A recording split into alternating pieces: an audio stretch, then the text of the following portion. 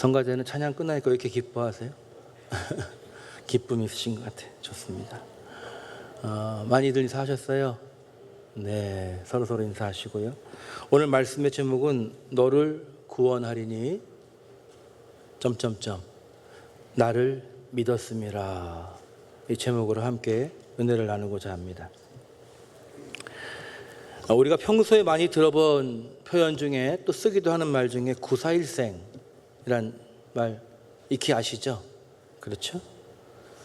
대부분 이 말의 의미를 아실 겁니다. 이 구사일생은 원래 고사성어인데요, 사기의 구론열절에 나오는 말로 말 그대로 해석을 하면 9번 죽을 뻔하고 한 번 살아나오다라는 이 파란만장한 인생을 일컫는 말입니다.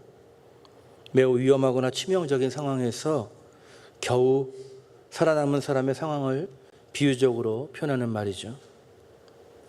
예레미야는 하나님께서 주신 이 예언의 말씀을 전하라 하신 그대로 선포하면서 다른 말 하지 않았어요. 주신 말씀만 선포했는데 그것으로 인해서 죽을 만한 고비를 참 여러 번 맞이하게 됩니다. 구사일생 후에 은혜를 주신 것을 오늘 우리가 읽은 본문의 앞부분에 보면 39장 11절로 14절의 말씀을 통해 보게 되는데, 이 예레미야가 많은 고난을 당했지만 오늘 특히 이 세상의 권세와 그가 말하는 그 예언의 말씀이요, 부귀와 영화를 누리고 있는 이 기득권층들, 왕과 고관들에게 예레미야의 예언은 참 듣기 싫은 것입니다. 세상이 뒤집어질 거라는 거예요. 망할 거라는 것이죠. 자신들이 애지중지하던 모든 것들을 다 잃어버리게 될 것이라는 매우 불길하고 기분 나쁜 예언입니다. 또 회개에 대한 충고도 어느 정도껏 해야 받아들일 기분이 들 텐데 완전히 멸망하고 전부 다 불사르고 포로로 잡혀가야 하는데 그걸 받아들여야 살 것이라는 예언이 오늘 우리에게 선포된다 할지라도 우리의 마음도 결코 쉽게 그것을 인정하고 받아들이기가 어려울 것입니다. 그만큼 예레미야를 통한 하나님의 선포는 극단적이었어요. 쉽게 피해갈 수 있는 말씀이 아니었습니다. 그런데 그 예레미야의 예언대로 모든 상황은 지금 거의 다 실현되어 있고요, 급기야 오늘 우리가 함께 읽은 본문 39장에 1절부터 보면은요, 바벨론의 왕 느부갓네살에 의해서 예루살렘이 함락을 당했습니다. 그리고 시드기야 왕은 하나님 말씀에 불순종해서 밤에 비밀 통로로 도망가다가 잡혀왔어요. 그래서 예언의 말씀대로 느부갓네살의 얼굴을 보고 그의 말을 직접 대면해서 듣게 되었습니다.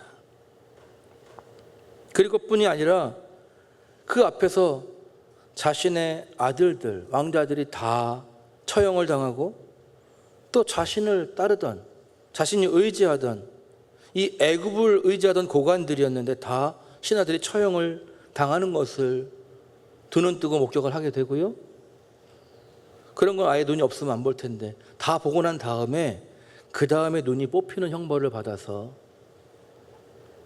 사슬로 결박을 당해서 바벨론으로 끌려가게 되죠. 이 왕의 불순종으로 인해서 그와 그의 백성들은 도륙당하고 또 노예가 되고 예루살렘은 불타고 예루살렘 성벽은 허물어졌습니다.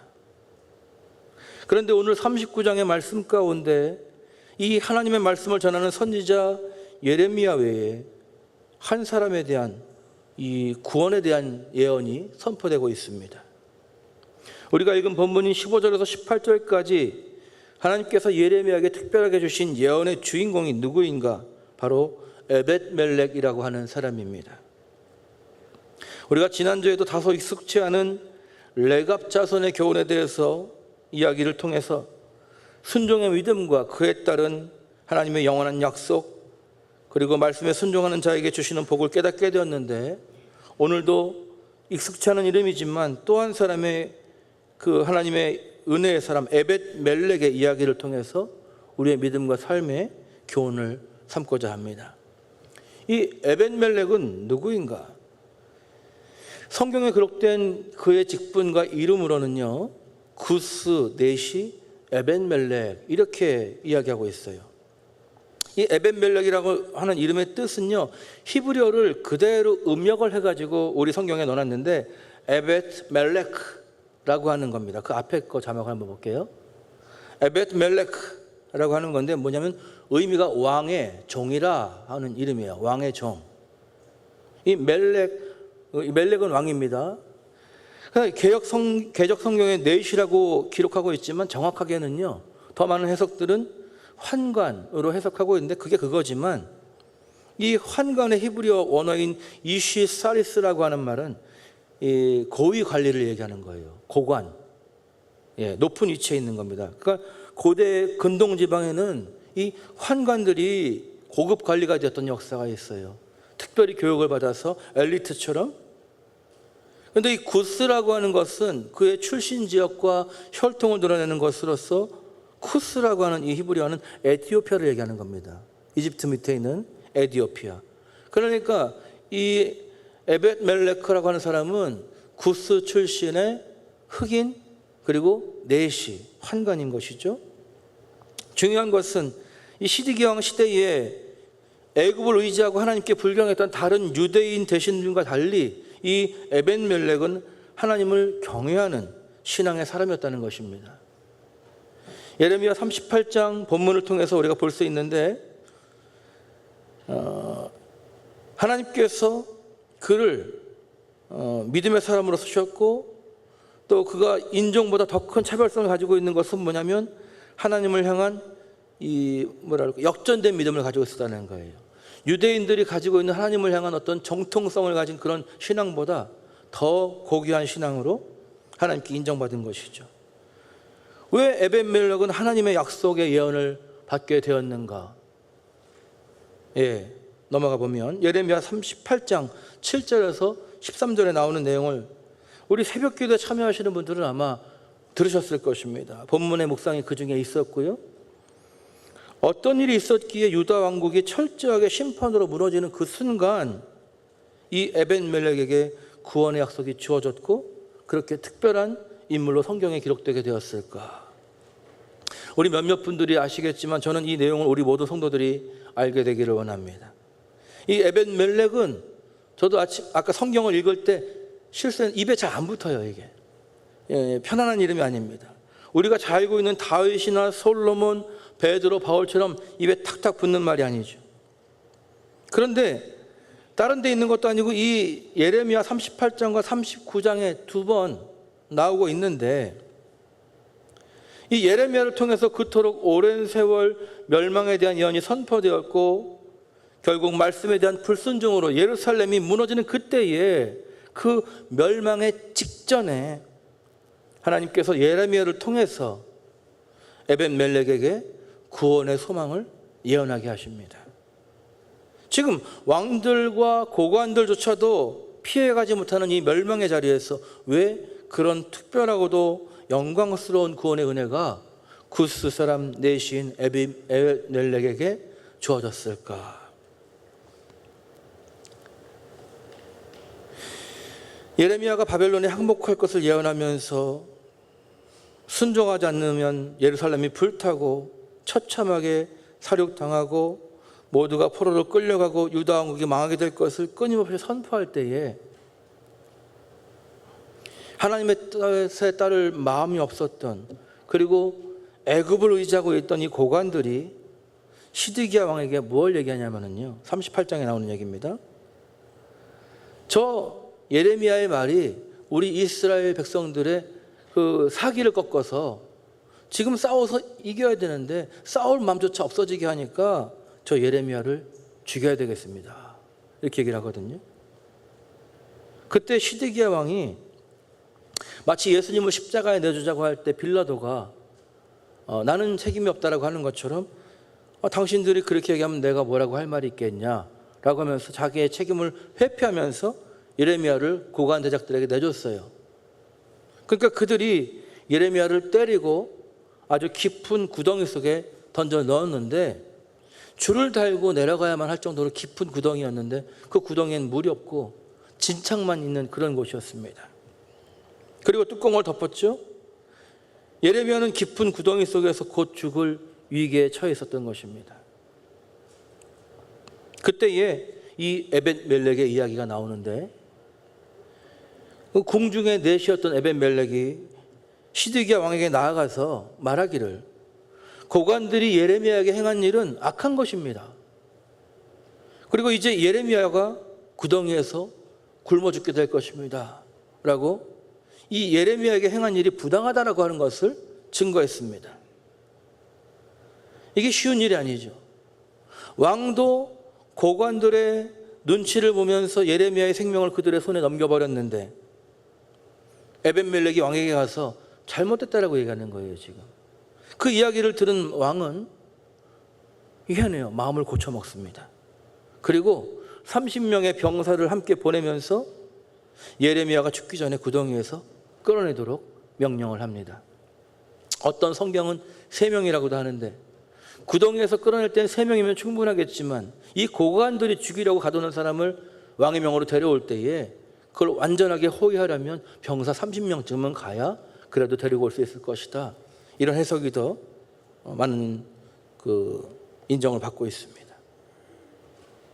그리고 그 명령에 따라서 에벤멜렉은 그 구덩이가 깊은 걸 알았기 때문에 낡은 천들과 옷들을 가지고 그것을 엮어가지고 예레미야에게 줄로 내려서 이 겨드랑이에 잘 껴서 잡으라고 하고 그 구덩이에서 끄집어내게 돼서 예레미야의 생명을 구원하게 됐습니다. 이 에벤멜렉의 신분이나 그의 출신은 결코 그에게 유리한 것이 아무것도 없죠. 유대인 고관들이나 시드기야 왕 앞에서 그들의 잘못을 지적하는 것은 결코 쉬운 일이 아닙니다. 예레미야의 동조자로 엮이게 되면 역적죄를 다스려서 그냥 구덩이에 자신도 파묻힐 수 있는 것이죠. 그러나 그가 왕 앞에 가서 말을 하는 것을 들어보면요, 왕보다 이 에벤멜렉의 말이 더 권위가 있어요. 에벤멜렉의 말에 왕이 쩔쩔매고 꼼짝 못하고 그 말대로 행하는 것을 보게 됩니다. 그럴 수 있는 이유가 무엇이겠습니까? 그것은 다른 것 없습니다. 이 에벤멜렉이 하나님을 경외하는 사람이었기 때문에 그렇습니다.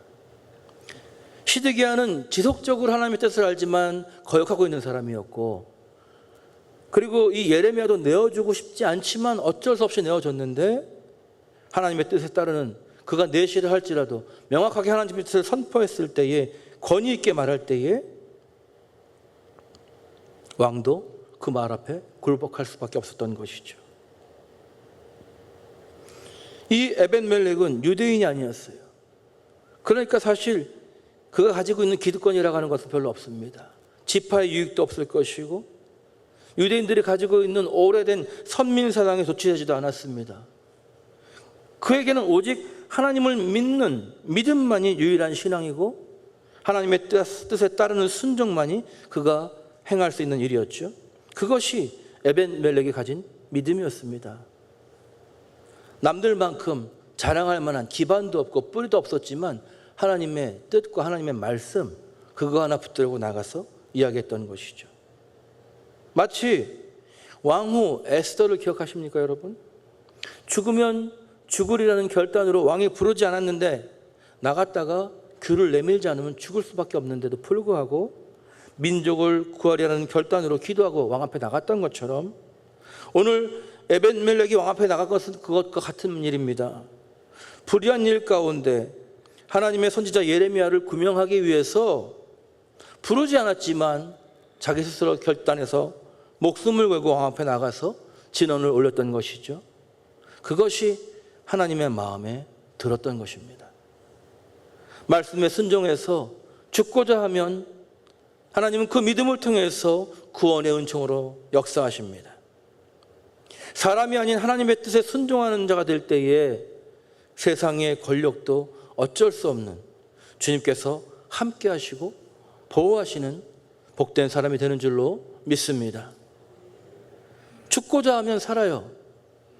만약 오늘 이 에벤멜렉이 하나님, 지금 시드기야한테 가서 그 얘기했다가 저는 당장 죽을 것입니다라고 하나님의 뜻을 알면서도 가지 않았다면 어떻게 됐을까요? 이스라엘이 멸망하는, 예루살렘이 멸망하는 그날 똑같이 죽임을 당했을 것입니다.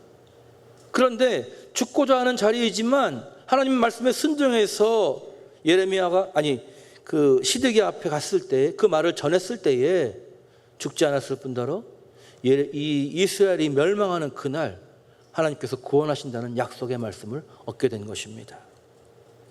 이 에벤멜렉의 이야기가 우리에게 주는 교훈이 무엇입니까? 첫째로 말씀하신 대로 이루시는 하나님이심을 믿음의 사람 에벤멜렉에게 알려주셨다라고 하는 것이죠. 뭐냐면 시차가 있어요. 39장을 보면 이 예루살렘이 망하는 이야기가 쭉 나오거든요. 그리고 그 뒤에 가서 아직 예레미야가 왕의 뜰에 있을 때, 그러니까 아직 멸망하기 전에 임했던 이 에벤멜렉에 대한 예언을 이야기하고 있거든요. 그러니까 일이 이루어지기 전에 이것이 이루어질 것이라는 것을 먼저 에벤멜렉에게 말씀하셔서 앞으로 하나님의 말씀대로 예루살렘은 반드시 망하게 되는데 그때 너가 구원받을 것인데 그것은 우연이 아니다, 요행이 아니다. 하나님께서 너를 구원하시기로 작정하셨다라고 미리 말씀을 하심으로 인해서 예루살렘이 멸망한 뒤에 에벤멜렉이 구원받은 것을 알게 하시는 것이죠. 에벤멜렉이 하나님 뜻에 목숨을 걸고 순종했었고 하나님은 그를 기억하셔서 돌이킬 수 없는 절체절명의 위기 가운데에서 그를 기억하셨기 때문에 그를 구원하시는 은혜를 베풀어 주셨습니다. 우리가 믿음의 결단을 가지고 하나님께 헌신할 때에 하나님 그것을 기억하시는 주님이신 줄 믿으시기 바랍니다. 우리가 그것을 느낄 수 없다고, 그 열매를 바라볼 수 없다고 해서 하나님이 잊어버리는 것이 아니라 정말 필요한 그 순간에 하나님께서 여러분의 믿음의 결단을 기억하시는 것을 반드시 믿으시기 바랍니다. 오늘 16절에서 말씀하신 모든 것이 이루어질 것을 선포하게 하셨고요, 이 성에 하나님께서 작정하신 재난이 기어코 내린다는 것이죠. 그리고 이어서 17절에 그 모든 것이 내 눈앞에서 이루어지는 그 날에 너를 구원하겠다 이렇게 말씀하십니다. 17절과 18절을 보면 너를 그 두려워하는 사람들의 손에 넘기지 않을 것이고 내가 칼에 죽지도 아니할 것이며 내 생명을 노략물같이 얻을 것이라 말씀하십니다. 노략물 같다는 것이 무엇입니까? 내가 심고 내가 거둔 것이 아니에요.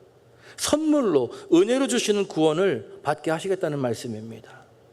이 에벤멜렉이 대세를 따르지 않았어요. 하나님을 경외함으로 그 하나님의 사람 예레미야에게 베풀었던 인자와 자비에 대해서 하나님은 결코 잊지 않으시고 그를 위한 특별한 구원의 말씀을 전해주신 것이죠. 하나님은 18절에서 그 구원의 이유를 직접 말씀하십니다. 무엇 때문인가? 내가 나를 믿었음이라. 내가 나를 믿었음이라. 내가 너에게 특별한 구원의 메시지를 주는 이유는 네가 나를 믿었기 때문이다. 믿고 행했기 때문이라는 것이죠. 믿음에 목숨을 걸었던 너의 그 헌신을 내가 기억한다는 말씀입니다. 할렐루야.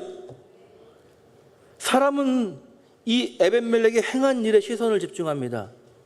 그러나 하나님의 마음은 에벤멜렉이 행한 일보다 그의 마음의 중심을 보시는 거예요. 그 동기를 보시는 것입니다. 그가 하나님을 믿음으로 그것을 했다는 것이죠. 무엇을 했느냐가 아니라 왜 했느냐? 하나님을 믿었다는 것이죠.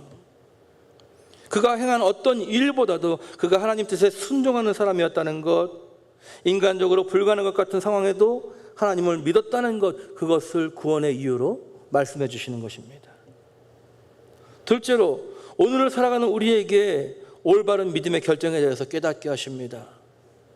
무엇이 옳은 것이고 어떤 결정으로 나아가는 것이 하나님께서 기뻐하시는 믿음인가? 앞에서 언급했지만 죽고자 하면 살고 살고자 하면 죽을 것을 깨닫게 하시는 것이죠. 그것을 경험을 통해서 알게 하시는 것보다 더 좋은 것이 없습니다. 여러분, 왕과 함께 살기 위해서 왕의 비위를 마치던 사람들, 그리고 예루살렘이 함락됐을 때에 그들이 알고 있는 비밀 통로로 아라바로 도망갔던 그 신하와 왕은 다 붙잡혀왔어요. 그래서 처참한 최후를 맞이하게 됐습니다. 왕이 아닌 하나님을 바라봤어야 됐어요.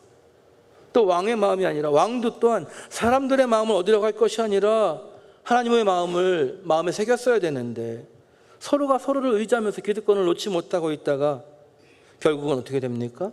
하나님의 심판을 피해가지 못하고 만 것이죠.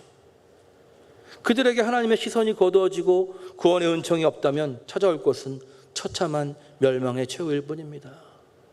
우리에게도 마찬가지예요. 우리가 주님 한 번 바라보는 믿음을 가지고 나가지 않는다면 우리에게 남은 것은, 주님의 은혜가 없다면 무엇을 기대할 수 있겠습니까? 부름받은 선민이고 약속이 있는 이스라엘 백성, 다윗의 후손이고 얼마나 영광스럽습니까?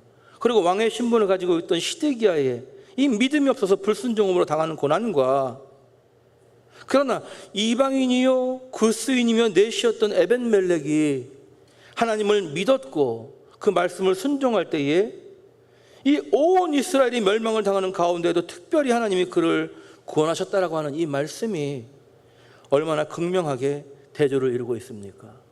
누가 봐도 하나님의 자녀는 유대인이고 그 더군다나 다윗의 후손인 왕이 되어야 되는데 아프리카 출신 구스 넷시가 오히려 하나님의 은혜를 증명하는 사람으로 새로운 약속의 자녀가 되고 있는 것이 아니겠습니까? 하나님의 구원이라고 하는 것은요, 우리에게 주어진 여러 가지 환경이나 혈통이나 상황이나 조건이 아니라 하나님의 말씀을 믿고 순종으로 따르는 자에게 허락되는 것인 줄 믿습니다. 아버지가 목사라고 해서 저절로 되는 건 아닙니다. 저는 그걸 몰랐어요. 근데 제가 목사가 되고 보니까 우리 아이들 믿음 교육하는 게 쉽지 않더라고요. 아버지가 장로라고 해서 되는 것도 아닙니다. 저희 아버님이 장로님이었지만 제가 얼마나 믿음 없이 살았던 사람인지 몰라요. 혈통으로 되는 거 아니에요. 조건, 좋은 교회, 시스템이 갖춰져 있는 그런 교회 간다고 해서 다 될 것 같습니까? 그것도 아닙니다, 여러분. 아이들을 전도하기 위해서 영어 성경학교 하니까, 영어 주일학교 하니까 애들이 영어만 배우고 대학 들어가면 교회 다 떠나요. 그럼 뭘 한 거예요, 교회가? 교회가 영어 교육하는 데는 아니잖아요. 하나님의 말씀을 믿고 그 말씀을 믿고 순종으로 따르는 자에게 하나님의 구원의 역사가 있습니다.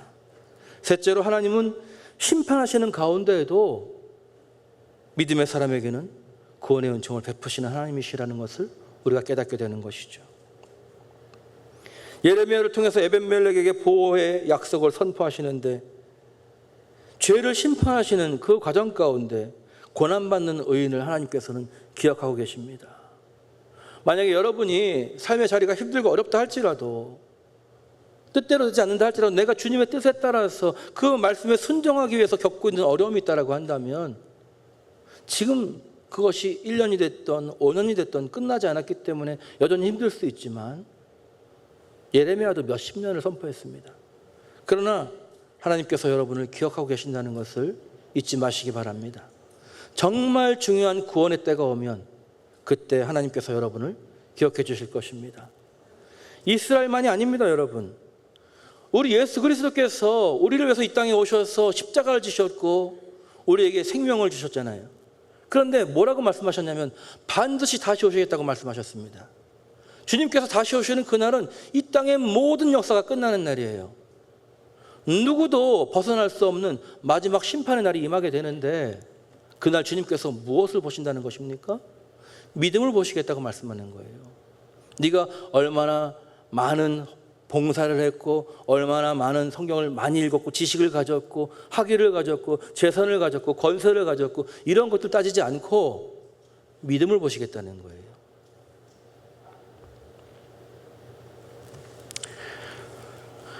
잠언 10장 24절에 보면 악인에게는 그의 두려워하는 것이 임하거니와 의인은 그 원하는 것이 이루어지느니라 말씀하고 있습니다. 할렐루야. 근데 그 이루어지는 것이 왜 이렇게 안 이루어지십니까? 라고 얘기하지만 그때는 하나님의 때에 이루어지는 거예요. 하나님의 때에. 예수님께서 분명히 다시 오시는데 예수님도 뭐라고 하셨냐면 내가 언제 올지 나도 몰라요. 이렇게 말씀하셨잖아요. 천사들도 몰라요. 하나님 아버지만 아시는 거예요. 근데 우리는 너무 힘들다고, 그때가 빨리 왔으면 좋겠다고, 빨리 기도에 응답해달라고 하지만 예수님이 다시 오시는 것도, 우리가 고난 가운데 구원받는 것도, 우리의 문제가 해결되는 것도, 응답받는 것도 다 하나님이 정하신 때까지 기다릴 줄 아는 믿음이 필요합니다.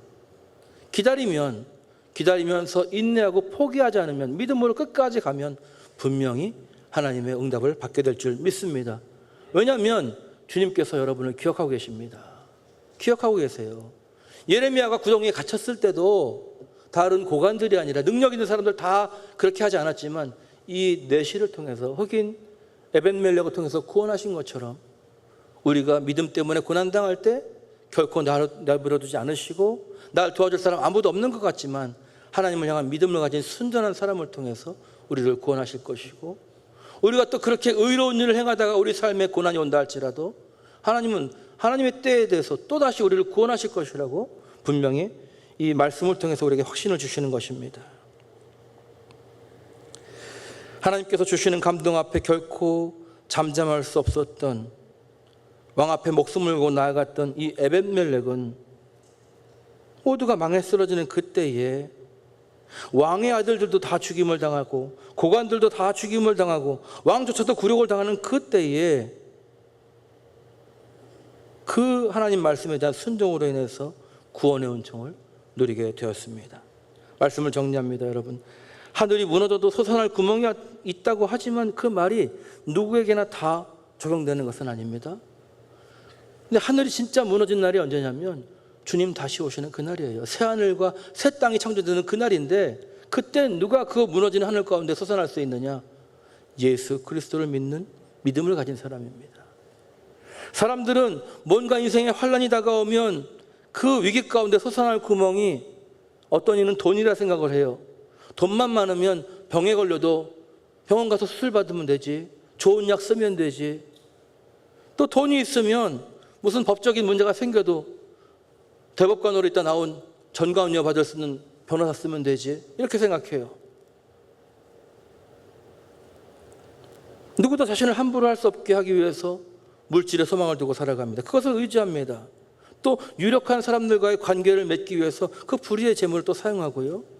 그러나 여러분, 진짜 주님 다시 오시는 날 하늘이 무너질 때 이 세상에서 우리가 의지하던 모든 것들은 다 무용지물이 되고 마는 것입니다.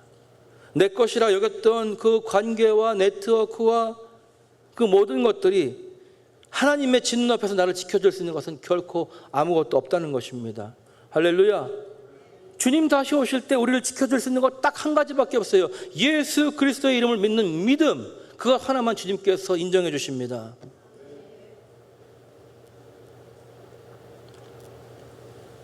하나님께서 인정하실 만하고 기억하실 만한 믿음의 사람이 되면 그의 지위나 재산이나 명예나 권세가 아닌 믿음 하나로 하나님은 그를 구원하십니다.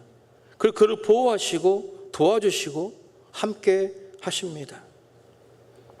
하늘이 무너지고 뒤집어지는 상황 가운데 하나님의 공의를 이루시기 위한 지엄한 심판의 절차가 집행되는 가운데에서도 하나님은 믿음의 사람, 그 의인을 기억하시고 모든 환난에서 건지시며 구원하시죠. 험하고 어렵고 힘든 세상을 살아갈수록 우리가 의지해야 될 것은, 우리가 쌓아가야 될 것은 더 많은 인간관계가 아니라, 여유로운 물질이 아니라 하나님을 믿는 믿음, 그리고 나를 향한 하나님의 믿음. 하나님께 믿음을 드려야 돼요.